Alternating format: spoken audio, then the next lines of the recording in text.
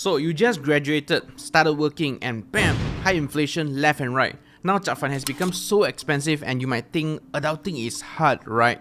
With a median fresh grad salary of only 2.5k ringgit in Malaysia, it can be rather hard to be prudent about it. So in this video, I will share with you some personal finance tips that will help you better manage your personal finances. And don't worry, I won't give you the generic personal finance advice, so you are in for a treat. Let me introduce you to the 80-20 rule that is frequently used by professionals in the business and investment world, and even in the personal finance space. If you don't know yet, the 80-20 rule, aka the Pareto Principle, states that roughly 80% of the outcomes come from 20% of causes. So if you apply this rule into your personal finances, it encourages you to allocate 20% of your monthly income for the purpose of savings and investments, while the remaining 80% can be used for your expenses. But of course, everyone is different and some of you may not be that privileged, but it's okay because this is just a guiding principle and you can and you should always adjust it to your own circumstances. So every time you receive your monthly salary, pay yourself first by setting aside that 20% for savings and investments. I know it's kind of lame and it could restrict your spending for the rest of the month, but trust me, you will go a long way with this. We all know that it's essential to save for emergencies in the event of your car breakdown, loss of income, or touch wood, hospitalization, which actually should be covered by insurance, but we'll talk about it in just a bit. And ask everyone left and right and you will get the generic answer of saving at least 6 months of your expenses in liquid cash, but I don't really buy into that idea. Let me explain why. Firstly, before you even save up anywhere near that 6 months worth of expenses, you could already be using part of it already because it's so liquid and so withdrawable at any time you want. And that means if there is a slightest bit of need for money, then it will only be natural that you reach out to this pot of cash that you saved up so hard, and that save and spend cycle just keeps on looping and it will take almost forever for you to reach that 6 months worth of cash. Instead, I personally believe if you are privileged enough to get a degree or a diploma and have no commitment or dependence, then 2 months worth of expenses, say 5 to 6,000 ringgit in cash, is sufficient for most of the fresh grads out there as a start. Why? This is because credit cards can also be a liquid cash replacement for any urgent payments. So if you're watching this as a fresh grad, get a credit card immediately right after you get 2 to 3 months worth of payslip. It will be a super handy tool for a lot of reasons which I've shared in this video, so feel free to check it out. And in case of a medical emergency, we have a medical card for it, and if you have access to nearby family, which I hope you do, you can always use their help too and pay them back immediately once you are out of any problem. And before you say you don't want to burden your family or whatever that is, make no mistake, I'm not encouraging you to do that. What I'm suggesting is weigh your probability of getting into a potential trouble and size that emergency fund up accordingly. Your risk and commitment level as a fresh grad is the lowest in comparison to, say, when you have your own family or when your parents get older. So you can definitely afford to be slightly more aggressive. Also, don't forget to ask yourself, how much liquid cash do you actually need before you have the access to your secondary level of cash, be it in fixed deposits or money market funds.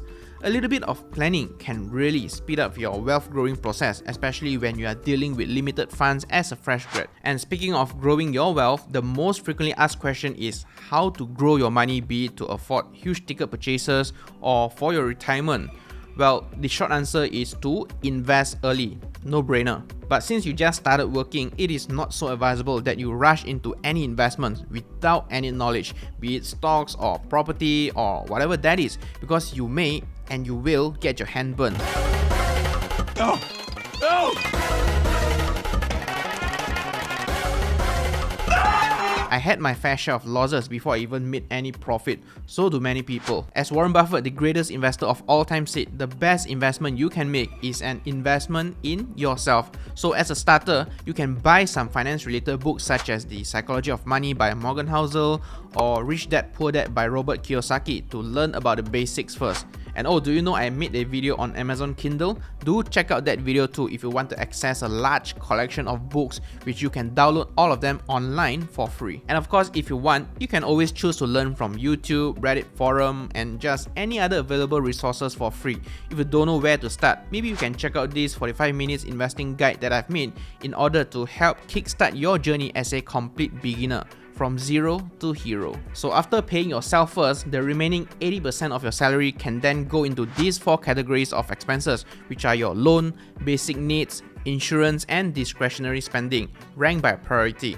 Track where your money goes, especially in these categories, because they are usually the culprit that burst most of our budget. I personally like this app called Buddy that you can download for free, and it's really easy and intuitive to use, and I've been using it to track all of my income and expenses for the past few years already. Anyways, coming back to this, you must first repay your existing loans after saving 20% of your salary. This is to avoid you from forgetting your loan, resulting in more interest payments and potentially jeopardizing your credit score, so you wouldn't want to take any chances with this. And I believe as a fresh grad, for most of you, your loans will probably be PTPTN student loans.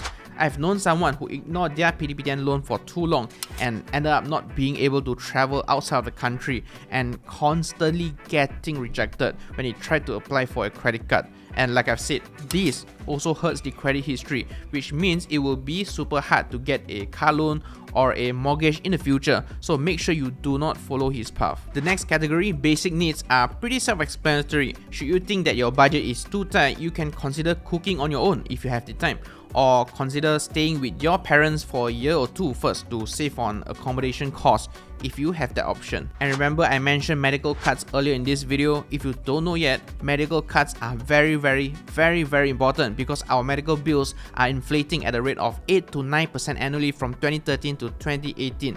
And the idea of paying say 2.5k ringgit annually for insurance premiums and getting yourselves covered up for up to 1 million ringgit will give you a leverage of 400 times. Ha!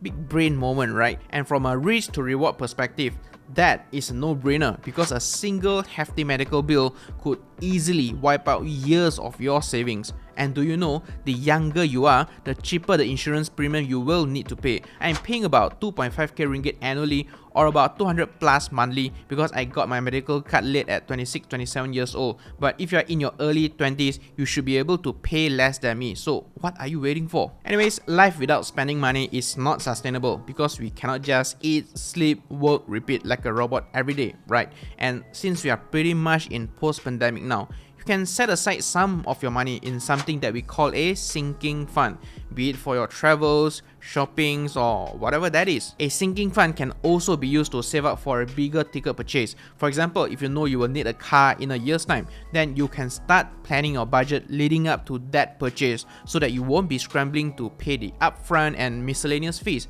at once, which can get out of hand pretty quickly. And if you insist on a magic number, then I typically allocate a 5 to 10% monthly budget into this sinking fund because I'm personally a huge fan of tech gadgets and I tend to overspend just a little bit on those.